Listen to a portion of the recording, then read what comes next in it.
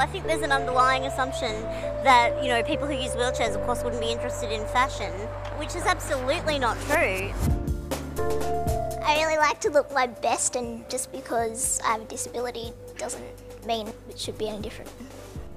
Well, this place actually used to be a bookshop, and when it was a bookshop, it was over 2 levels, both of which were independently accessible. So you could access one level from inside the jam factory and one level from the street. But when it became a top shop, which I was really excited about because the UK brands that we haven't had access to here, they renovated it to put it over 3 levels. The middle level was not independently accessible at all, so it completely ruined the access of the whole shop. They had this little lift between those 3 levels, and the manager said, well, there's a key somewhere for that lift. Not quite sure where it is, but let me go and check. He came back with this enormous ring of keys and kept trying them all, not able to find the key for these lifts. So it was completely useless having them if people can't actually use them, if no one knows where this key is. And everybody was very nice. The store manager offered to lift my chair, and I said, I doubt you get paid enough in fashion retail to break your back lifting me into a shop. And you know, I really like clothes, but no outfit yet has been worth my dignity and being carried into a store. So yeah, I left a very unsatisfied customer. I was shopping for a dress to wear for a friend's birthday party, and I wanted to try on a dress, but I couldn't access the fitting rooms.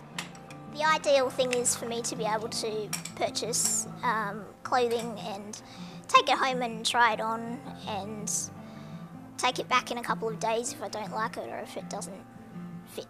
I asked if I could take the clothes home. The sales assistant just didn't get it and just kept saying no, flat out no. I felt quite annoyed, and I made a complaint to the Australian Human Rights Commission, and I wanted to use the legislation to get something done about it. I actually decided that the best way to tackle this was actually through Twitter. There's nothing like some bad press to get people to act. So I tweeted that I found it very disappointing that Topshop couldn't provide access, and they saw my tweet and got straight back to me and said, can we please have your email address? We'd like to talk to you about what happened. So I emailed them some details of what had taken place, but I found it very disappointing that not only had they renovated the shop to make it so that it was not independently accessible, but no one actually knew how to use the assisted access that was in place.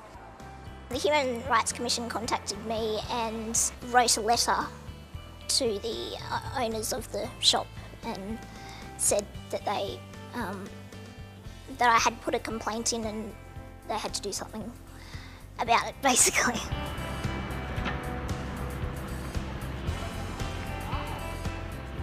We try to have one big fitting room in all of our Global House stores. If for some reason that is not big enough, we have the policy where you can try clothes on at home and then bring them back if they don't fit for a full cash refund. So that's a simple way of going about a problem that can be avoided. So if you have any problems with these at all, just bring them straight back. There's no need to feel fuss about it. You can just purchase the clothes. If they don't fit, you can just bring them straight back. See you later. Within a week, I got an email back from them to say that they'd not only changed the settings on the lifts so that you no longer needed a key to operate them, but all of the staff in their store had been given disability awareness training, and they sent me a $100 gift voucher so I could go back and have a much more accessible clothes purchasing experience. I think they handled that situation very well, and I think it's a good outcome for all concerned, and I'll buy their clothes for many years to come because accessible fashion is always good. In the end, they wrote a letter back to me through the Human Rights Commission saying that they're very sorry that I was inconvenienced and that they would allow people with disabilities to buy clothing from their store and take it back within 2 days.